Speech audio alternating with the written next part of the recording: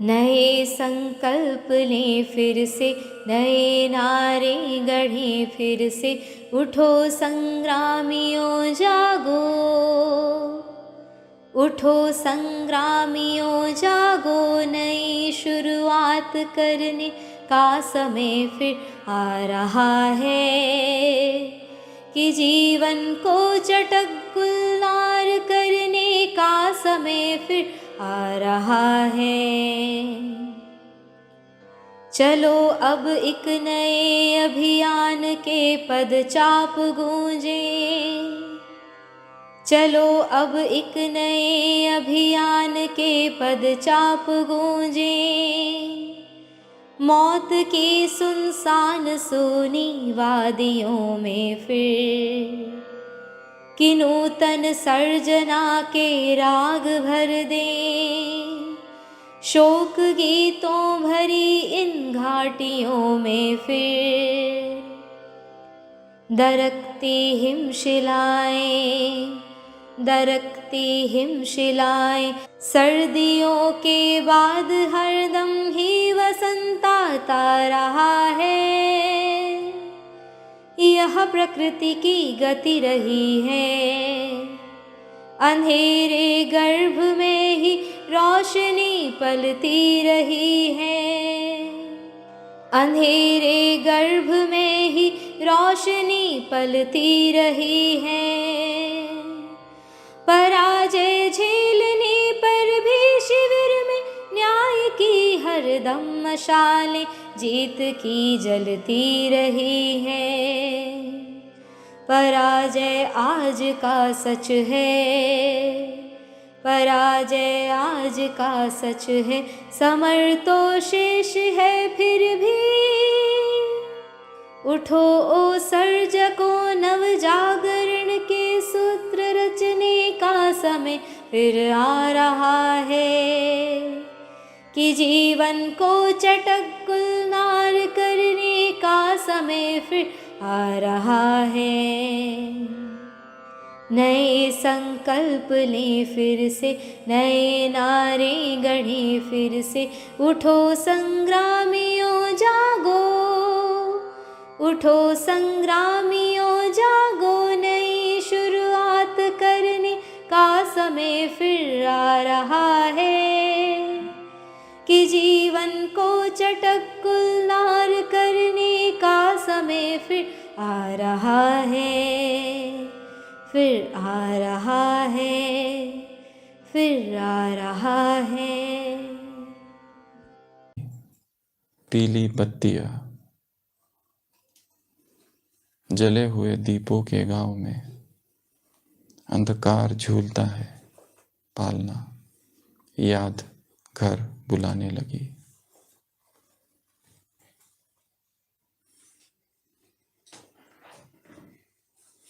कवि लिखता है, पानी पर तैर रहा है जैसे आईना, आँख झिलमिलाने लगी है, पात पात डोलती है प्रार्थना, सांझ गुनगुनाने लगी है। जीवन की सांझ हो गई है, सृष्टि की सांझ हो गई है। कोई तो कहता है कि यहाँ अब नहीं रहो, बार बार लंबे समय से यहाँ रहते रहते निरंतर अतृप्ति का भाव है, निरंतर ये भाव है, ये फीलिंग है कि ये हमारा स्थान नहीं है, ये हमारी जगह नहीं है। यहाँ निरंतर एक बेचैनी, एक संताप है, एक एंग्विश जो खत्म ही नहीं होती। रोक लूं मैं बादलों की घंटियां, बजने से पूर्वा के पाँव में झुकने लगी पीली बत्तियां, जले हुए दीपों के गांव में अंधकार झूलता है पालना, याद घर बुलाने लगी। हर अनुभव, हर बात, हर चीज जो यहाँ हो रही है, निरंतर एक अतृप्ति का भाव, एक बेचैनी का भाव पैदा करता है, जो ये इंगित करता है कि ये संसार हमारा नहीं है, हमें यहाँ से कहीं और जाना है, कोई और बुला रहा है। यहाँ आंखें बंद हो रही है, आंखें झिलमिलाने लगी, पात पात डोलती है प्रार्थना।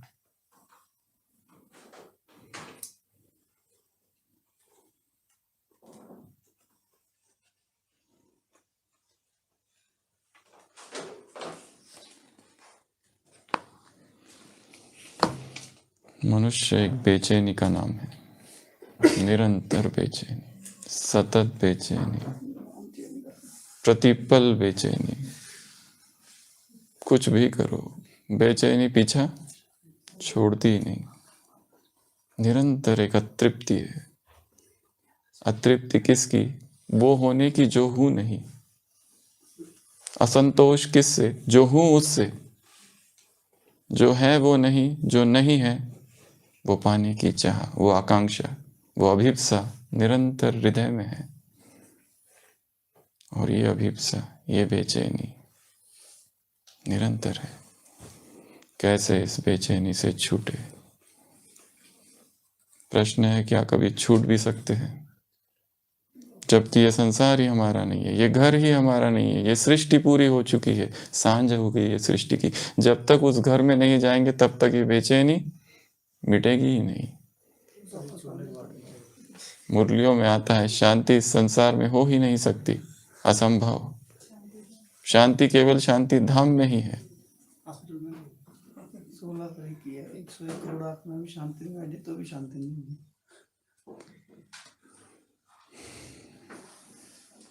निरंतर अशांति, अशांति और अशांति। और ये जरूरी भी है। निरंतर एक बेचैनी का भाव जरूरी भी है, क्योंकि ये बेचैनी हमें आगे बढ़ाती है, ये बेचैनी हमें आगे ढकेलती है। ये डिवाइन डिस्कंटेंट, एक दैवी असंतोष का भाव है। अगर संपूर्ण तृप्ति हो जाए तो शायद आत्मा आगे बढ़े ही ना। सब मिल गया, सब हो गया, अब कुछ करना ही नहीं है। अंग्रेजी में शब्द है सेल्फ कॉम्प्लेसेंसी।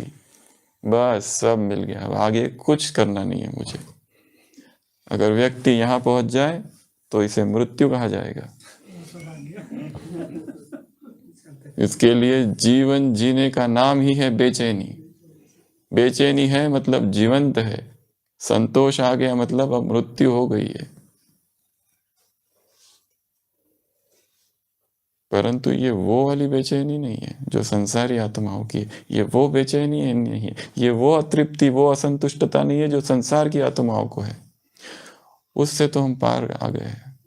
संतुष्ट मनी, वो उसकी बात नहीं चल रही है। ये बात किसी और बात की है।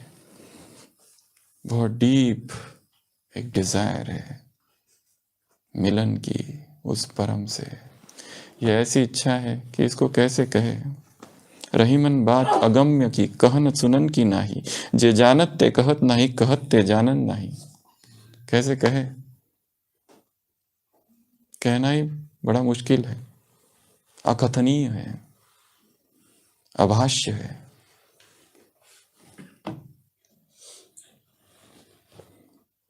तो पुरुषार्थ के इस मार्ग में हर दिन ये बेचैनी हमें आगे बढ़ाती है। इसके लिए अपने पुरुषार्थ के प्रति बेचैनी रहो, अपने पुरुषार्थ के प्रति अतृप्त रहो। आग निरंतर जलती ही रहे, चाहे जीत हो चाहे पराजय, आगे ही बढ़ते रहो। अंधेरा आज का सच है, समर तो शेष है, फिर भी समर अभी बाकी है। ये नहीं समझ लो कि हार हो गई तो सब कुछ खत्म। ये नहीं समझ लो कि ब्राह्मण बनने के बाद हमसे इतने बड़े बड़े पाप हो गए, इतने बड़ी देहभान की मिस्टेक्स हो गई, इतने लोगों को दुख दे दिया, ऐसे ऐसे हिसाब किताब बाहर निकल के आ गए, हम हार गए। अंधेरा आज का सच है, समर तो शेष है, फिर भी समर अभी बाकी है। अंधेरे गर्भ में ही रोशनी पलती रही है।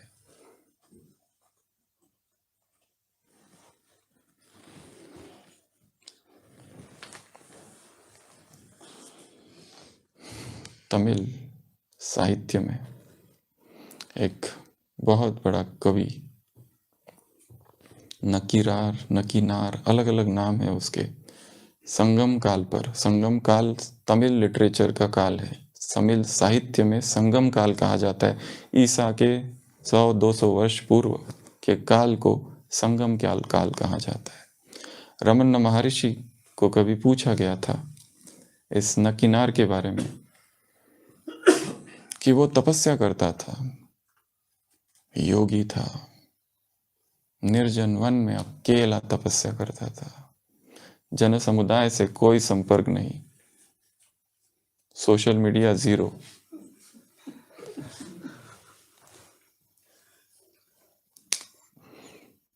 बैठकर तपस्या करते रहता था, साधनारत।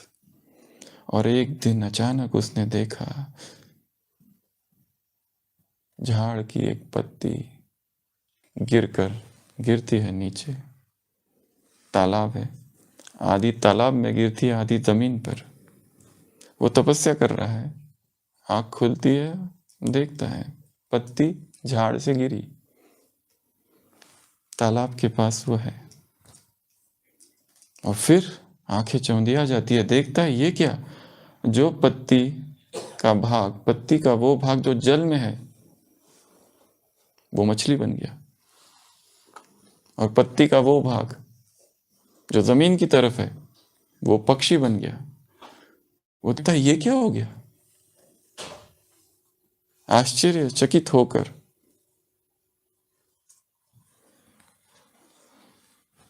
और ये भी देखता है अब दोनों पक्ष चीज अपनी प्रकृति की ओर खींचे जा रहे हैं। पक्षी इधर खींच रहा है जमीन की ओर, वो मछली पानी की ओर, पत्ता बीच में है। वो ये देख रहा है, ये देख रहा है, ये देख रहा है। अचानक वन स्पिरिट, जैसे कोई एक शक्ति ऊपर से उतरती है, उसको वहां से पकड़ती है, किसको, इस योगी को, और सीधा एक गुफा में डाल देती है जहां पर 999 गुलाम है, वो सारे योग भ्रष्ट है। रमन महर्षि से पूछा जाता है, क्या ये योगी जो योग कर रहा था, तपस्या कर रहा था, क्या ये भी योग भ्रष्ट की श्रेणी में गिना जाएगा? रमन महर्षि कहते हैं, यस। तुम्हारा क्या प्रयोजन था ये देखने का कि क्या गिरा है और क्या हो रहा है उसके साथ? तुम्हारा लक्ष्य था ध्यान करना, तपस्या करना, अंदर रहना। तुम बाहर गए क्यों? इसलिए भले ये बहुत अच्छी तपस्या कर रहा था, बहुत महान तपस्या कर रहा था, फिर भी ये किस श्रेणी में चला गया? योग भ्रष्ट। इसने बहुत बड़ा साहित्य, उसका नाम बहुत बड़ा है, तमिल वाले जो लोग हैं वो जानते होंगे।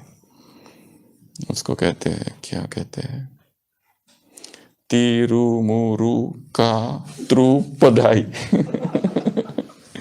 ये सबसे महान ग्रंथ है। तिरुमुरु, मुरुगन जो है ना, उनके ये बहुत बड़े भक्त थे। उसके सबसे पुराना तमिल लिटरेचर तिरुमुरु का त्रुपदाई। उस गुफा में बैठ के कहते हैं इसकी वो रचना करता है, तब उसकी वहां से मुक्ति होती है। कितना सत्य है, क्या सत्य है पता नहीं, परंतु कहने का भाव, योगी जब अपनी साधना में रत है, योगी जब अपनी साधना कर रहा है, साधक जब अपनी साधना में आगे बढ़ रहा है, जरा सा भी डिस्ट्रैक्शन, जरा सा भी आकर्षण, जरा सा भी अटैचमेंट, जरा सा भी एक्सट्रोवर्शन, जरा सा भी बाह्य मुक्ता उसके पतन का कारण बन जाता है। जरा सी अटैचमेंट उसे कहां से कहां ले जाती है। तो भट्टी हमारी अभी चालू है, समर तो शेष है, फिर भी समर अभी जारी है।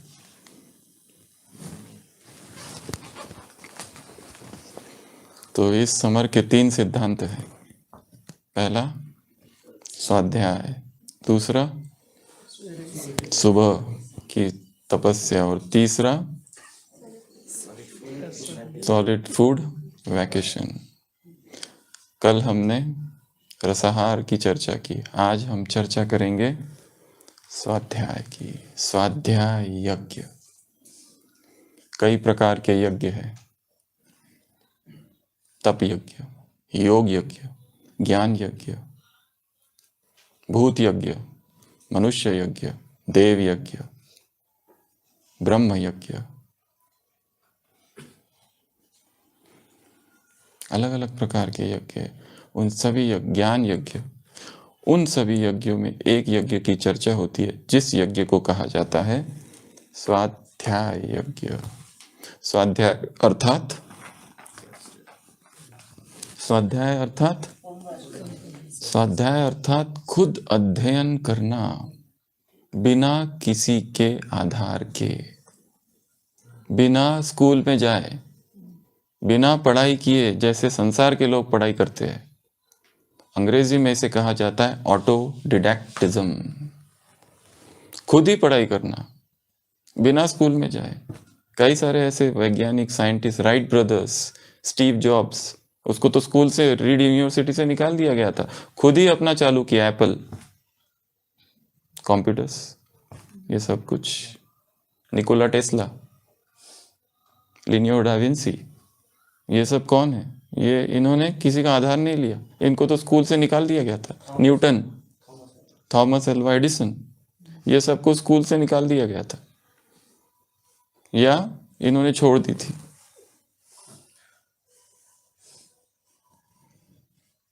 खुद ही पढ़ाई की और उस क्षेत्र में, चाहे साहित्य, चाहे लिटरेचर, चाहे साइंस, उसमें आगे चले गए। स्वाध्याय अर्थात सेल्फ स्टडी, स्वाध्याय अर्थात सेल्फ एजुकेशन, स्वाध्याय अर्थात सेल्फ लर्निंग, स्वाध्याय अर्थात ऑटोडिडैक्टिज्म। खुद को ही पढ़ाना, खुद की ही स्टडी करना। तो इस भट्टी के 3 सूत्रों में ये एक महत्वपूर्ण सूत्र है स्वाध्याय। पर यह शब्द बड़ा गुह्य है, बड़ा गहन है।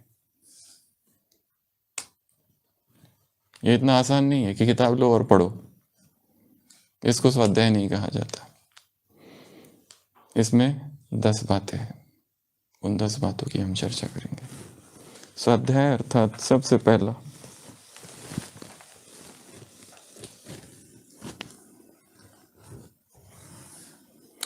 उससे भी पहले स्वाध्याय के लिए 3 चीजों की आवश्यकता है। एकांत। पढ़ाई कहाँ की जाती है? एकांत में। भीड़ भाड़ में पढ़ाई नहीं की जाती है। आपको अगर कुछ अच्छे से पढ़ना है और उसे याद रखना है, आज ही की मुरली ले लो। आज की मुरली सबके पास है, सब अभी सुनेंगे। एक है सुनना, संगठन में सुनना, अकेले में सुनना, अकेले में पढ़ना, पढ़ाई करना। परंतु एकांत में अकेले उसका अध्ययन करना, ये कुछ और ही बात है। एकदम एकांत में। दूसरा, मौन में। सोचो 8 घंटा मौन है। सुबह 8 बजे से 4 बजे तक का टाइम आपको दे दिया गया। मुरली हाथ में है और कोई भी आपके समीप नहीं आएगा, किसी से बात नहीं करनी है। एकांत है। पहाड़ों पर, छत पर या किसी कमरे में है और कहा कि एक ही काम करना है तुमको, 8 घंटा, 9 घंटा, 10 घंटा। कौन सा? इस मुरली को बार बार पढ़ो। समझ लो इसको। तो अध्ययन के लिए क्या चाहिए? एकांत, मौन। हम जब MBBS में थे, हम लोग लाइब्रेरी में पढ़ते थे। स्कूल, हॉस्टल में, कमरे में कभी कोई नहीं पढ़ता था। एडिक्शन था लाइब्रेरी का, क्योंकि वहां पर डिस्ट्रैक्शंस कम होता था। कमरे में रहो, खिड़की से देखो, फिर इधर हाथ डालो, फिर उधर देखो अलमारी में कुछ है क्या, फिर कैंटीन में जाओ, फिर ये करो, फिर वो करो, फिर कोई दूसरा आ जाएगा कमरे में और बताओ कहाँ तक हुई पढ़ाई, और बताओ क्या होगा, अरे ये इंपॉर्टेंट है क्या, वी इंपॉर्टेंट, सबसे ज़्यादा इंपॉर्टेंट कौन सा है, बातें चालू। लाइब्रेरी में, लाइब्रेरी खुलती थी 9 बजे, हम लोग जाते थे 6 बजे। लाइब्रेरी बंद रहती थी, उसके जो वरांडा, वो वहीं बैठ के आधे से ज़्यादा पूरे सारे स्टूडेंट्स घिरे हुए रहते थे, वहीं बैठ के पढ़ाई करते थे। फिर 9 बजे वो आता था, 9:30 बजे लाइब्रेरियन वो आएगा, लाइब्रेरी खोलेगा, तब हम लोग फिर अंदर जाएंगे। तो वहाँ किसी से बात नहीं कर सकते एक दूसरे से, स्ट्रिक्ट रूल्स रहते थे, टॉकिंग नॉट अलाउड लाइब्रेरी में। तो लाइब्रेरी में पढ़ने के लिए क्या चाहिए? साइलेंस। बिना साइलेंस के पढ़ाई होती ही नहीं है। तो लोग फटाफट दो मुरली, आज की मुरली पढ़नी है, मुरली लो, पढ़ रहे फिर बात भी कर रहे हैं, फिर मोबाइल भी देख रहे हैं फिर इधर उधर भी देख रहे हैं कौन क्या कर रहा है। ऐसे में थोड़ी पढ़ाई होती है। पढ़ाई के लिए चाहिए एकांत, पढ़ाई के लिए चाहिए मौन, और पढ़ाई के लिए चाहिए संपूर्ण अंतर्मुखता। सब कहीं समझ में आते हैं। आज की मुरली विशेषता है, पहली परखना, दूसरा निर्णय करना, तीसरा ग्रहण करना। जितनी गहरी परख शक्ति होगी उतनी गहरी निर्णय शक्ति होगी, और निर्णय करने के बाद ही परख सकते हैं। लास्ट संडे की मुरली में बाबा को याद था कि मैंने क्या कहा था, विशेषता बाद में सुनाऊंगा, तो सुना दिया आज। ये विशेषता है होली हंसों की। महात्मा बुद्ध, गौतम, सिद्धार्थ गुजर रहा है, देखा एक बीमार है, दूसरा बूढ़ा हो गया है, तीसरा मर गया है। देखना, परखा, जीवन क्या है, दुख। देखना, क्या देखा, परखा, उसके बाद में निर्णय किया कि यहां मुझे रहना नहीं है, और तीसरा ग्रहण किया, संन्यास। 3 भाग है आज की मुरली में। किसको क्या चाहिए, नफ्स को देखो, किसको मुक्ति चाहिए, और तुम उसको जीवन मुक्ति का बता रहे हो, ही विल नॉट एक्सेप्ट। किसी को शक्तिहीन है पर डोज इतना ज्यादा दे दिया इंजेक्शन का कि एकदम ही परम शांति में चला गया। आज की मुरली में है एकदम ही शांत हो गया।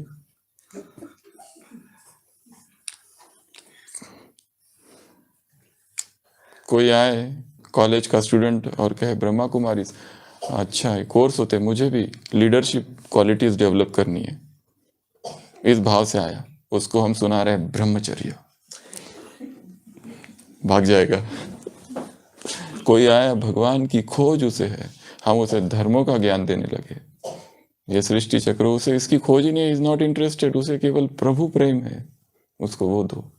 कोई साइंटिफिक माइंड से आए और हम उसे बाबा प्यार प्यार प्यार, उसे वो नहीं चाहिए। उसे ये पता करना है ये तुम्हारा 5000 ईयर से इसमें डायनासोर कहाँ है, ये कार्बन डेटिंग का क्या हुआ वो बताओ। जैसा समय वैसी सेवा, जैसा मूड वैसी सेवा, जैसी परिस्थिति वैसी सेवा, जैसी इच्छा वैसी सेवा सामने वाले की। वायुमंडल, समय, परिस्थिति, मूड, इच्छा सब कुछ देखते हुए सेवा।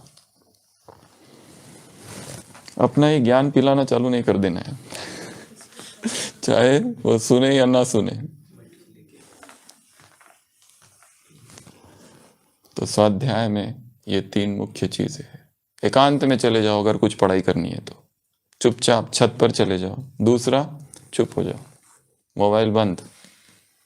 तीसरा, भीतर अंतर्मुखी।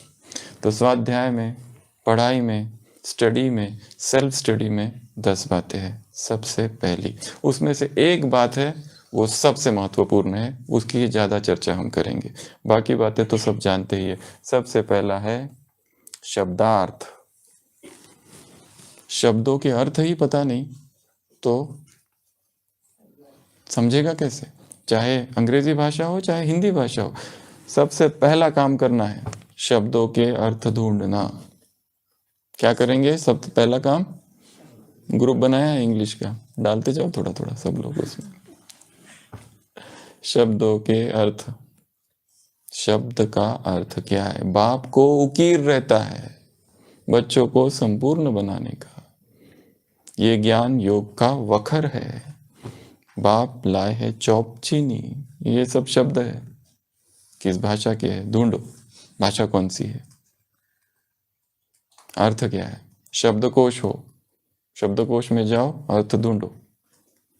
ये सबसे पहला काम, ये सबसे आसान काम, सबसे ऊपरी काम, सतही सुपरफिशियल काम, पर ये बहुत जरूरी है। शब्दार्थ। तो जो भी पढ़ो एक एक शब्द का अर्थ पता हो तो उसके बाद ही आगे बढ़ना। जब तक शब्द का अर्थ पता नहीं आगे बढ़ना ही नहीं। अगर नहीं पता तो ढूंढो, नहीं पता तो पूछो कि ये शब्द का क्या अर्थ है, किस अर्थ में बाबा ने ये कहा है और क्यों कहा है और किस लिए कहा है। तो शब्दार्थ। दूसरा भावार्थ। स्वाध्याय में दूसरी बात कौन सी है? भाव क्या है उसका, ये सब कहने का। हो सकता है कभी शब्द दूसरे और भाव कुछ और ही है। भाव जानने के लिए वो केवल शब्दों को पढ़ने से नहीं होगा, भाव अशरीरी अवस्था में जाना जाता है। इसके लिए मुरली का रिवीजन कैसे करना है? अशरीरी हो जाओ, शरीर से डिटैच्ड, तो मुरली के नए अर्थ पता चलते हैं।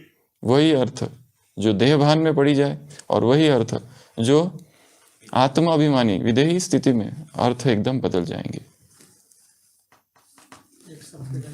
एक शब्द के कई सारे अर्थ भी होते हैं। भाव क्या है? तीसरा वाक्यार्थ। पूरे वाक्य का क्या अर्थ है? वाक्य का क्या अर्थ है?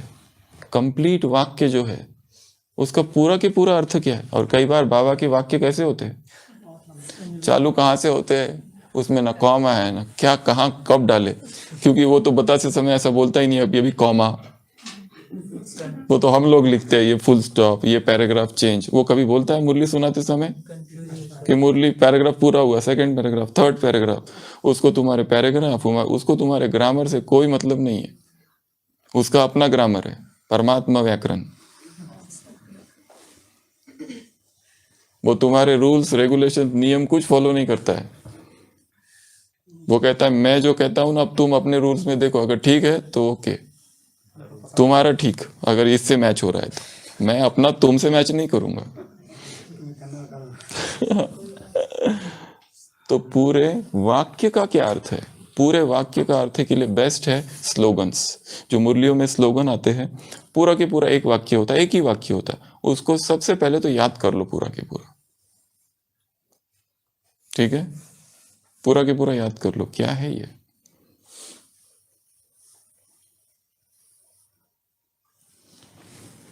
पूरे वाक्य का क्या अर्थ है? एक है टुकड़ा टुकड़ा समझना, ये शब्द का ये अर्थ है, ये शब्द का ये अर्थ, ये शब्द का ये अर्थ, ये शब्द का ये अर्थ। चौथा गूढ़ार्थ। गूढ़ अर्थ क्या है उसका? भावार्थ समझ लिया, उसका भाव ये है, उन शब्दों का ये अर्थ है। एक वाक्य है, उसमें 3 शब्द है, 3 कठिन अर्थ शब्द है, हमें तीनों का अर्थ पता नहीं, हमने उसके अर्थ ढूंढे, वो पता चल गए, फिर उसको जोड़ने की कोशिश की, थोड़ा सा वाक्य अर्थ समझ में आया, फिर उसका भाव समझ में आया, फिर उसके डीप में क्या है, इसको अंग्रेजी में कहते हैं कोनोटेशन। एक है मीनिंग, एक है कोनोटेशन। उसका डीप मीनिंग क्या है, गहराई में उसका क्या मीनिंग है, ये 4 चीजें हर मुरली के साथ करना है। तो आज सब जब मुरली पढ़ेंगे तो कैसे पढ़ेंगे मुरली? इसको लेके होली हंस। अब रुक जाओ यहीं पर। हंस अर्थात क्या, हंस की क्या क्या विशेषता होती है? हंस ने देखा है, हमने नहीं देखा है तो कंप्यूटर में जाओ, इंटरनेट खोलो और हंस का चित्र देखो, ये है हंस, ये होता है हंस। कलर क्या है, दिखता कैसे है? इस ऐसा दिखता है, ऐसी उसकी आंखें हैं। मेरी कैसी है? हंस। होली, होली शब्द का अर्थ ढूंढो। होली के कितने अर्थ है? पूरी मुरली है इसके ऊपर एक शब्द पर। एक तो होली, एक तो होली, ये बाबा का अर्थ है, उसकी होली। और तीसरा बीती सो बीती। चौथा रंग। पांचवा जलाना। पवित्र तो पहला वही तो बताया। और होली, होली ये तो हमने बाबा ने सारे अर्थ बताए 5-6। संसार में होली शब्द का क्या अर्थ है, डिक्शनरी में होली का क्या अर्थ है, वो ढूंढो। Holi cross, Holi ghost, Holi spirit, Holi mission, Holi cross convent,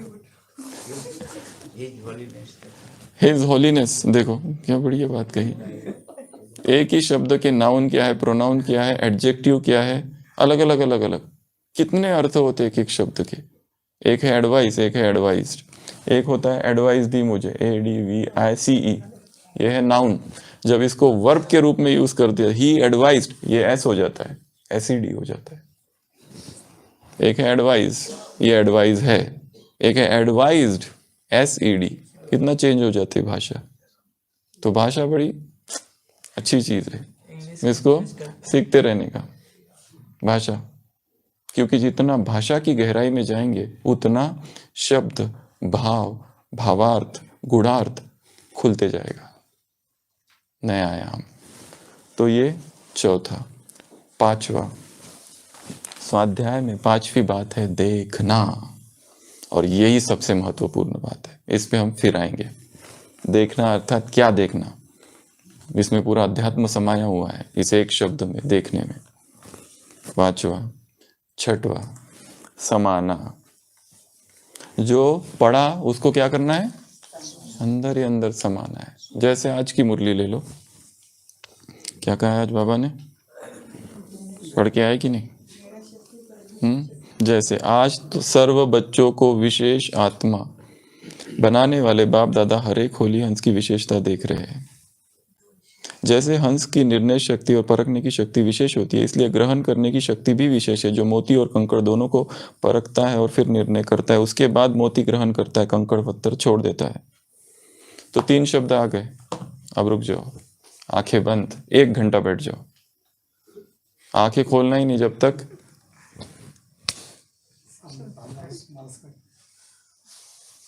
परखना।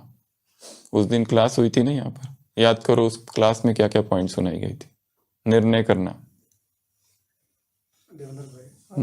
क्या क्या निर्णय करना, कैसे निर्णय करना, ग्रहण। अब ये 3 है, 3 अलग अलग शब्द है, इन तीनों का क्या कनेक्शन है। मुरली में बाबा ने क्या क्या उदाहरण दिए होंगे, ढेर सारे उदाहरण दिए ये इनका कनेक्शन समझाने के लिए। जैसे ये, जैसे वो, भगवान हमेशा उदाहरणों में समझाता है,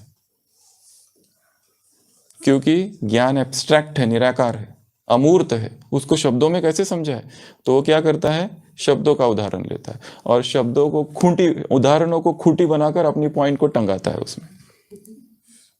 कौन सा इंजेक्शन, कैसा इंजेक्शन, ज्ञान का इंजेक्शन से क्या लेना देना। पर वो हम जो इस संसार में रहते हैं, हमको ये भाषा समझ में आती है, इंजेक्शन, ज्ञान, साकार, एप्पल, ये तो वो ऐसे उदाहरण लेता है यहाँ का। बाकी ज्ञान का इन सब से कोई मतलब नहीं है, ज्ञानियों का एप्पल कोई लेना देना नहीं है। तो वो यहाँ की बातें समझाने के लिए यहाँ के उदाहरण को लेता है, उदाहरणों में बात करता है, कहानियों में बात करता है। God talks in parables. Jesus Christ, पूरी बाइबल कहानियां ही कहानियां है। वो हर चीज समझाने के लिए एक कहानी बताता है, हर चीज समझाने के लिए कहानी का उदाहरण देता है। जैसे मुरलियों में क्या आता है, जैसे, जैसे रॉकेट, रॉकेट का ज्ञान से क्या लेना देना। वो यहाँ की, क्योंकि हमारी बुद्धि स्थूल भाषा समझ में आती है, इसलिए वो ये सब करता है। और एक चीज बाइबल में लिखी हुई है, बहुत अच्छी बात। जीसस क्राइस्ट अभी सूली पर चढ़ने वाला है, 12 घंटे बचे हैं। 12 घंटे पहले अपने शिष्यों से बात कर रहा है, 12 घंटे पहले ऐसी ऐसी बातें उनको बता रहा है कि ऐसा होगा, वैसा होगा। मुझको लोगों ने मुझ पर कीचड़ उछाला, तुम पर भी कीचड़ उछालेंगे। मुझे लोगों ने पत्थर मारा, तुमको भी पत्थर मारेंगे। मुझे सूली पर चढ़ाएंगे, तुमको एक एक को सूली पर चढ़ाएंगे। फिर मेरी महिमा होगी, तुम्हारी भी महिमा होगी। जो मेरे साथ हुआ वो तुम्हारे साथ होगा। और फिर बोलते बोलते बोलते वो जो बोल रहा है, उसका एक शिष्य सभा में बैठा हुआ है, कहता है देखो ये क्या कह रहा है। अभी वो कोई भी उदाहरण नहीं दे रहा है, अभी वो प्लेन भाषा में बोल रहा है। और उसने ये कहा था कि एक समय आएगा जब मैं प्लेन भाषा में बोलूंगा, कोई उदाहरण नहीं दूंगा, तब समझना मेरे जाने का समय आ गया है। अव्यक्त बाप दादा, साकार मुरलिया उदाहरण ही उदाहरण, अव्यक्त मुरलिया उदाहरण ही उदाहरण। और लास्ट मुरलिया 2015, 2016, 2017 क्या थी, वाह वाह वाह वाह वाह बच्चे वाह, वाह वाह वाह वाह वाह बच्चे वाह। कोई उदाहरण नहीं था उसमें। जब मैं उदाहरण देना बंद कर दूंगा तब समझ लेना मेरे जाने का समय आ गया। और वो चला गया। See he doesn't speak in terms of parables now.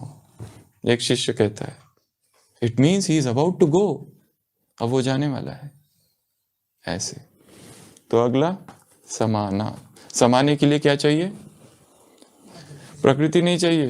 प्रकृति में जाओगे, बैठोगे ना, प्रकृति को ही देखते रहोगे। धूप में बैठोगे ना, धूप ही लेते रहोगे, बस मुरली रह जाएगी। आंखें बंद, कई सारी मुरली के रिवीजन जो हमने खुद किए हैं, कराए हैं, वो इसी विधि से किए हैं कि पढ़ना बंद करो। अभी एक बार पढ़ ली मुरली, 2 बार पढ़ ली, 3 बार, 4 बार, 5 बार, 6 बार, 20 बार पढ़ के हो गई है, अब उसको हटा दो पूरा। मुरली उस पर बोलना है कुछ, कोई कहानी नहीं, कुछ नहीं, सब हटा दो, नहीं तो वो उससे बाहर ही नहीं निकल पाते। मुरली से बाहर निकलना होता है, डिटैच होना होता है। ये मुरली है, इससे बाहर निकलकर मुरली के बाहर के जगत में प्रवेश करना पड़ता है आत्मा को, तो ये समझ में आती है। यहीं पे यहीं घूमते रहे तो ये समझ नहीं आती है। इसके बाहर जाकर निराकार होकर विचरण करना है सृष्टि में, तब इसकी पॉइंट सृष्टि में जो पॉइंट है इससे जुड़ती है और वह ज्यादा समझ में आती है। तो क्या करना है, समाने के लिए क्या करेंगे आज दोपहर में? ये टाइम कौन सा है ये करने का? दोपहर में, रजाई के अंदर नहीं। बैठ जाओ, चेयर पर बैठ जाओ या नीचे जमीन पर बैठ जाओ, आंखें बंद कर लो। अब याद करने की ये करो कि क्या था, इनका कनेक्शन क्या है। ये 3 शक्ति है, परखना, अपने जीवन को देखो, ये तीनों का कहाँ कहाँ यूज करना पड़ा था मुझे, परख कहाँ, मेरी परखना ही मेरा गलत हो गया था, गलती हो गई थी मेरे से। एक मालिक होता है, उसका एक नौकर होता है, बड़ा ही मूर्ख, उसको कहता है जाओ जाकर आटा और नमक लेके आना, पर ये ध्यान रखना दोनों को मिक्स मत करना। वो कहता है जी मालिक। वो जाता है, थाली लेके जाता है, पर दुकान में जाता है, कहता है आटा दो, तो उसको आटा देते हैं। वो कहता है नमक दो, तो नमक एक बात नमक डालने लगता है। वो कहता है रुको रुको 1 मिनट, क्योंकि मालिक ने कहा है दोनों मिक्स नहीं होना चाहिए, उसको उल्टा करता है, वहां नमक डालता है, फिर नमक लेके आता है। तो मालिक को कहता है मालिक ये नमक है। मालिक कहता है आटा कहाँ है? वो कहता है पीछे, फिर उल्टा करता है, नमक भी गया और आटा भी गया।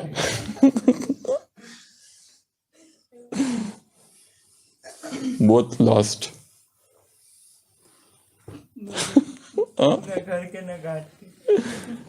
तो समाना है, समाने के लिए क्या चाहिए? अंदर घुसो, इधर इधर, दरवाजे बंद, खिड़कियां बंद कर दो, झरोके बंद, अंदर चले जाओ, तो ही वो संभाल सकती है। अगला, उसको याद करने की कोशिश करना, जो पढ़ा है उसको याद करना। मेडिकल नहीं, लर्निंग का प्रिंसिपल है कि जो हम पढ़ते हैं 24 घंटे के अंदर भूल जाता है, यदि उसको रिवाइज न किया जाए तो। आज मुरली पढ़ी, रिवाइज मत करो, आउट, भूल जाएगा। इसके लिए बच्चों को क्या करना चाहिए? इधर बच्ची बैठी है, ब्रह्मा कुमारी, आज अगर पढ़ा तो उसको 24 घंटे के अंदर रिवाइज कर लो। आपके लिए कह रहे हैं? हाँ। 24 आवर्स के अंदर, आज मुरली पढ़ी, 24 आवर्स के अंदर एक बार उसको रिवाइज कर लो, फिर छोड़ दो। हम लोग क्या करते हैं, सुबह मुरली सुनते हैं, पढ़ते हैं, सब कुछ करते, पर उसको रिवाइज नहीं करते। इसके लिए गई वो हाथ से, तब तक दूसरी आ जाती है। इतना बम्बार्डमेंट हो रहा है ज्ञान का और क्लासेस का कि नया नया आ ही रहा है। अरे रुको, स्टॉप, वेट। जो पढ़ा है उसको, कविता कैसे याद की जाती है? बार बार। तो अगला पॉइंट है रिपीटिशन। अगला पॉइंट क्या है? रिपीट करना, उसको दोहराना। जो पढ़ा, एक बार पढ़ने से काम नहीं होता है। एक बार मैंने मुरली पढ़ ली, मुरलियों में आया 21 जनवरी 1969 मुरली, ये मत समझ लेना कि तुमने सारी मुरलियां याद है क्या? कल की भी याद नहीं होगी तुमको। समय पर ज्ञान याद आ जाना, यही तीव्र पुरुषार्थ है। फर्स्ट अव्यक्तवाणी यज्ञ की कल की भी तुमको याद नहीं होगी। बाबा कितना श्योर है। ये ज्ञान इतना वोलाटाइल है, वोलाटाइल मत है, वापसीभूत हो जाता है, एकदम उड़ जाता है, पारा जैसा है ये ज्ञान। इसके लिए इसको तो पकड़ के ही रखना पड़ता है, ऐसे थोड़ा भी गया कि गया। योग भ्रष्ट, देखा उधर क्या चल रहा है, इधर मुरली पढ़ते समय देख रहे हैं, अरे वो खिड़की में वहां क्या हो रहा है, आवाज आ रहा है, लोग झगड़ रहे हैं। एकदम से इच्छा जागृत होती है, क्यों झगड़ रहे हैं? एकदम से अच्छा लगने लगता है, मतलब बताते नहीं है अच्छा लग रहा है, पर 2 भाई झगड़ रहे, दोनों की सुलह हो गई, तो मतलब जैसे एकदम पता नहीं। पर ये सारी इतनी अकथनीय बात है कि किसी को बता भी नहीं सकते कि पहले इंटरेस्ट आ रहा था और अब दुख हो गया। क्योंकि हम तो कहते हैं हम विश्व कल्याणकारी, हमारी शुभ भावना है, हम तो जाके उनको छुड़ाएंगे, पर वो दोनों की वास्तव में दोस्ती होगी तो दुख होता है, और दोस्त दुश्मनी बनी रहे उससे अच्छा लगता है अंदर। कैसे अजीब है हम लोग सब। अगला, नेक्स्ट, चर्चा करना। मुरली पढ़ी, अब क्या करना है उसकी, एक दूसरे के साथ डिस्कस करना उसके। मुरली हमारे मुख से निकलनी चाहिए, ये जो है ना, इसे बाहर निकलने दो उसको। तो क्या बनेंगे, ज्ञान के संस्कार यहाँ बनेंगे। कई लोग मुरली पढ़ते हैं, सब कुछ करते, पर डिस्कस नहीं करते। और कई सेंटर्स हमने ऐसे भी देखे हैं कि रात को सोते समय सारी सेंटर्स की बहनें मिलते हैं, बैठते हैं और डिस्कस करते हैं। ये बाबा ने क्यों कहा, कैसे कहा, ये ऐसा क्यों कहता है, वो वैसा क्यों कहता है। पूरा आर पार डिस्कशन होना चाहिए एकदम, बिना रिकॉर्डिंग के। डिबेट इधर कराई थी ना, डिबेट इधर इधर झगड़ा लगा देना। इधर डिबेट हुई है बहुत बार, एक ग्रुप इधर एक ग्रुप उधर, और दोनों ग्रुप झगड़ते रहो।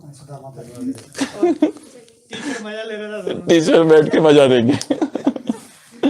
तो और लास्ट, प्रैक्टिकल एक्सपेरिमेंट। जो आज सुना मुरली, परखना है मुझे, किस किस को परखना है, व्यक्तियों को परखना है। मेरी परखने में कहाँ गलती हो गई थी, कल कुछ ना कुछ गलती हो गई थी। और कभी कभी गलती इतनी लंबी है, कई सालों तक चलती है। हम लोगों को परख ही नहीं सकते व्यक्ति को। हम सोचते हैं मेरा दोस्त है, मेरा दोस्त है, मेरा दोस्त है, मेरा दोस्त है, और वो हमारा दुश्मन है, दुश्मन है, दुश्मन है। हम परख ही नहीं पाते लास्ट तक। दुश्मन वैसे हमारा कोई है नहीं, पर हम अटैच हो जाते हैं लोगों से। तो ये 10 बातें। अब हम आते हैं बीच वाली बात पर। ये 9 है। पहला शब्दार्थ, भावार्थ, वाक्यार्थ, गुणार्थ, देखना, समाना, रिवाइज करना, चर्चा करना, प्रैक्टिकल एक्सपेरिमेंट करना, एक वाक्य है।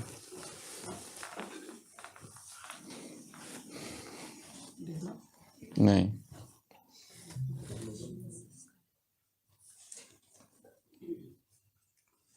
स्वरूप बनना।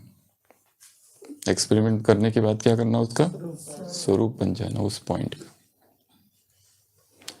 स्वाध्याय का सबसे मुख्य अर्थ है देखना, सेल्फ स्टडी, सेल्फ रिमेम्बरिंग। क्या देखना है? अध्यात्म अर्थात केवल एक ही चीज, विजुअलाइज करना, देखना। जो पढ़ रहे हो ना, उस वाक्य को क्या कर देना है, विजन में कन्वर्ट कर देना। जो स्टोरी सुनते हो, कैसे स्टोरी सुनना, जैसे हमारे सामने घटित हो रही है।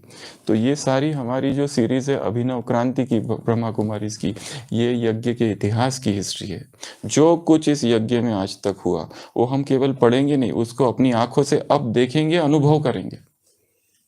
देखना है, जो भी हम पढ़े, स्वाध्याय जो भी करे, उसको क्या करना है, देखना है। एक पैराग्राफ पढ़ लिया मुरली का, अब उसको आंखों के सामने लाओ, वो कैसा दिखता है। जैसे बाबा ने मुरलियों में कहा, जैसे डॉक्टर इंजेक्शन देता है, तो अभी रुको, एक डॉक्टर को देखो और वो इंजेक्शन लोड कर रहा है, वो भी देखो, और वो दे रहा है, ये भी देखो, उसको स्पिरिट विरिट लगा रहा है, सब देखना, आंखों से विजुअलाइज करना। तो वो बात कैसी हो जाएगी, परमानेंट। हम क्या करते, खाली बुद्धि से सोचते। बुद्धि का काम है केवल सोचना, उसको हटा दो। विजुअलाइजेशन, शब्द जो होते हैं ना, ये रामानुजन और ये सब लोग क्या शब्दों में, अंकों में कलर्स देखते थे, उड़ते थे उनके लिए, शब्द संगीत था उनके लिए। नहीं तो छोटा सा बालक रामानुजन, उसको वो लोग MA और BA के जो मैथ्स के सम है, वो उसको आ जाते थे। कैसे, क्या, वो इतना छोटा सा बालक, उसको वो सारे सम आ जाते थे, क्योंकि वो, उसके लिए गणित उसका इमोशंस था, उसकी लाइफ थी, उसको किसी ने सिखाया नहीं, वो ऑटोडिडक्ट था, किसी ने सिखाया नहीं उसको गणित, वो खुद ही टीचर्स को सिखाता था। वो इतना छोटा सा रामानुजन, कहां से ये पावर आई? क्योंकि वो he was in love with maths. लोगों को मैथ्स तो दूर भागते, मैथ्स से पसंद ही नहीं आता है। वो ज्योमेट्री के और अरिथमेटिक के ऐसे सम एक एक धड़ से सॉल्व कर देता था चुटकियों में, ऐसी पावर थी उसमें। तो देखना, क्या देखना, डॉक्टर को, डॉक्टर की बात आई तो डॉक्टर को देखना, नर्स की बात आई तो नर्स को देखना, इंजेक्शन देखा तो, अगर जिसने देखा नहीं तो चले जाओ उधर, देखो इंजेक्शन कैसे होता है। आज की मुरली में इंजेक्शन आया ना, मुझे देखना है। कल की मुरली में भी था, बाबा सर्जन है, हाँ, तो सर्जन कैसे दिखता है, आंख बंद करो, देखो सर्जन का ड्रेस कैसा है, देखना, इमेजिन करना, ठीक है। एक मरीज एक हॉस्पिटल में पहुंचता है, एक डॉक्टर के पास एंट्री करता है अंदर, डॉक्टर को कहता है जनरल चेकअप करना है, ये मेरे रिपोर्ट्स है। डॉक्टर सारे रिपोर्ट्स देखता है, बीपी देखता है, पल्स देखता है, सब कुछ देखता है। कोई तकलीफ है? वो कहता है कोई तकलीफ नहीं है। वो कहता है बहुत बढ़िया, तुम बहुत अच्छे हो, तुम्हारे सारे रिपोर्ट अच्छे हैं, सब कुछ बढ़िया है। वो कहता है थैंक यू डॉक्टर। पेशेंट बाहर जाता है, दरवाजे से बाहर जाते ही कोलैप्स हो जाता है, गिर पड़ता है। डॉक्टर बाहर आता है, नर्स भाग के आती है, क्या हुआ क्या हुआ? डॉक्टर देखता है मर गया, ये तो डेड। डॉक्टर क्या कहता है अभी आगे? क्या कहता है? इसको उल्टा कर दो, ये दिखाओ कि ये अंदर आ रहा था, यहां से जा नहीं रहा था।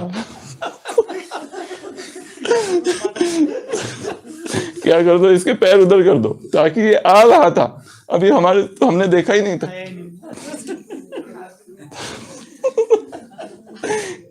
क्योंकि हमने कहा था सब ठीक है, और सब ठीक है, और गया और गिर गया। फटाफट चेंज करो पोजीशन। ये कहानी है, इसको देखना है। प्रैक्टिकल कहानी है, थोड़ी मेडिकल वाली कहानी है। आपको सुनानी नहीं चाहिए थी पर सुना दी। क्योंकि हमारे इंटरेस्ट की कहानी है। तो देखना अर्थात खुद को देखना। क्या देखना? अब ये दूसरी बात, दूसरा पहलू, जो पढ़ रहे उसको देखना, दूसरा अपने आप को देखना। अध्यात्म अर्थात अपने आप को देखना। क्या देखना? अपने आप को बैठ के देखते रहना। सुबह मैं लोगों के साथ इंटरेक्ट किया तो मैंने कैसे उनके साथ बिहेव किया। आंखें बंद करो, स्ट्रेंजर्स के साथ मैं कैसे बिहेव किया, जो मेरे साथी थे उनके साथ कैसे बिहेव किया, मेरे अंदर आज कौन सी जेलसी का भाव उत्पन्न हुआ। सारे दिन भर मैंने सुबह से लेकर अब तक क्या क्या किया वो देखना। उधर गया, 4 लोग आए, उन्होंने मुझे गालियां दी, विरोध किया, अपोज किया, तब मेरे अंदर क्या हलचल हुई। दूसरी तरफ गया, उन्होंने कहा ओ तुम तो बहुत बड़े योगी हो, वाह वाह वाह वाह वाह, बहुत ही अच्छा, आप जैसा तो कोई है ही नहीं, बहुत ही अच्छा आपका स्वभाव है। तब मेरे अंदर क्या हुआ। फिर दूसरी तरफ गया, बैठा हूं एकांत में, कोई भी नहीं है, तब मेरे अंदर क्या हुआ। अपने आप को देखते रहना, 24 घंटे अपने आप को देखना ही अध्यात्म है। ये नहीं मूल्यांकन नहीं करना अच्छा कि बुरा, केवल देखना बस। ये देखने में क्या हो जाएगा, जो पाप है वो खत्म हो जाएगा और जो पुण्य है, जो वर्च्यू है वो बढ़ जाएगा। देखते देखते अपने क्रोध को देखते रहना। मैं क्रोध कर रहा हूं, मैंने आज क्रोध किया, बस देखो अभी उसको, क्रोध को देखते रहो, क्रोध विलीन हो जाएगा। और क्रोध को देखते देखते प्रेम का आविर्भाव होगा, प्रेम जन्म लेगा। केवल देखना। 24 घंटे में स्नान कर रहे हो, अपने आप को देखो, अपने आप को वॉच करो, मन की स्थिति क्या है, मन में क्या विचार चल रहे। शरीर, अपने श्वास को देखना, संवेदना को देखना शरीर में, चित्त को देखना, चित्त की वृत्तियों को देखना। ये 4 चीजें सतीपट्ठान। केवल देखना, देखते रहना, देखते रहना, देख रहना। ये है स्वाध्याय। स्वाध्याय अर्थात पतंजलि इसको कहते हैं स्वाध्याय, गुरुजीएफ इसको कहता था सेल्फ रिमेम्बरिंग, ज्ञान में बाबा इसको कहते हैं स्व को देखना। अपने आप को देखते रहो बस। अभी यहां बैठे हैं ना, अपने आप को देखो। सभी आंखें बंद करेंगे 1 सेकंड के लिए। जो पोजीशन में, पोजीशन चेंज नहीं करेंगे पैरों की, हाथों की, जैसा है वैसा ही। आंखें बंद, अपने आप को देखो। शरीर की, सिर के सिरे से लेके पांव तक शरीर में क्या हलचल हो रही है, कितनी उत्तेजना है। कहीं कुछ ना कुछ हो रहा है, कुछ ना कुछ जग रहा है, अनाम है, कहीं दर्द है, कहीं सुखद, कहीं दुखद, कहीं प्रिय, कहीं अप्रिय, कुछ तो हो रहा है शरीर में। और जो कुछ हो रहा है सब अवचेतन मन से जुड़ा है, सबकॉन्शियस माइंड से।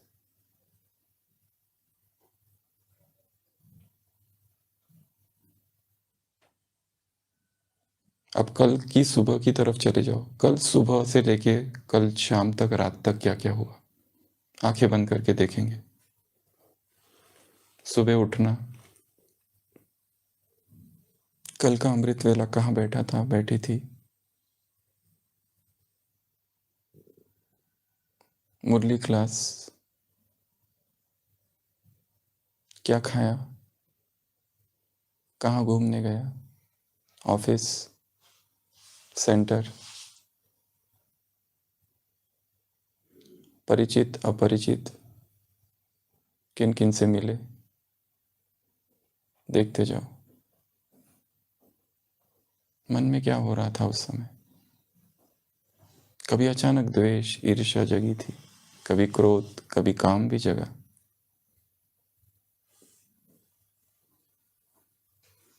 शाम के योग में क्या कर रहा था?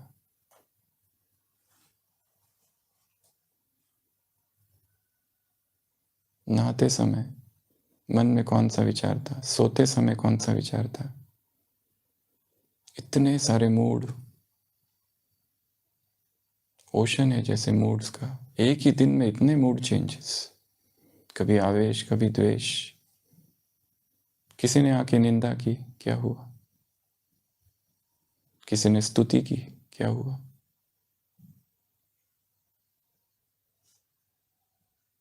याद करो कल का दिन, किन किन लोगों से मिला?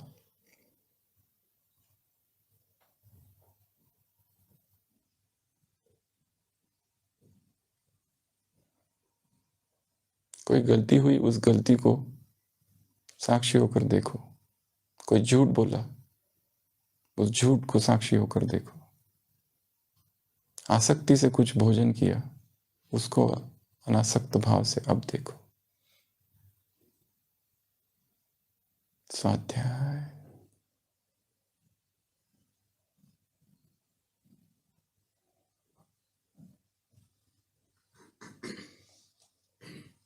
ओम शांति। देखते देखते देखते देखते वो खत्म होते जाएगा। ठीक है, तो ये हमारा दूसरा पड़ाव था। कल तीसरा देखेंगे, सुबह की साधना। ओम शांति। फिर से एक बार स्थिर होके बैठेंगे, एकाग्र कर देंगे मन को गीत के शब्दों की तरफ। उठो संग्रामियों जागो, उठो संग्रामियों जागो, नई शुरुआत करने का समय फिर आ रहा है। कि जीवन को चटकदार करने का समय फिर आ रहा है। न उनकी जीत अंतिम है, न अपनी हार अंतिम है। उठो ओ नौजवानों, उठो ओ नौजवानों, इनकलाबों के नए संस्करण रचने का समय फिर आ रहा है। कि जीवन को चटकदार करने का समय फिर आ रहा है। सुनो इतिहास कहता है, सुनो इतिहास कहता है, पराजय झेल कर ही क्रांतियां परवान चढ़ती है, नया इतिहास बनता है। अंधेरा आज गहरा है, अंधेरा आज गहरा है, सकल जन मुक्त होंगे एक दिन निश्चित, समय का ज्ञान कहता है। सजेंगे फिर नए लश्कर, सजेंगे फिर नए लश्कर, मचेगा रण महाभीषण। उठो ओ शिल्पियों, उठो ओ शिल्पियों, नव युद्ध के उपकरण गढ़ने का समय फिर आ रहा है। कि जीवन को चटकदार करने का समय फिर आ रहा है। नए संकल्प ले फिर से, नए नारे गढ़े फिर से। उठो संग्रामियों जागो, उठो संग्रामियों जागो, नई शुरुआत करने का समय फिर आ रहा है। कि जीवन को चटकदार करने का समय फिर आ रहा है, फिर आ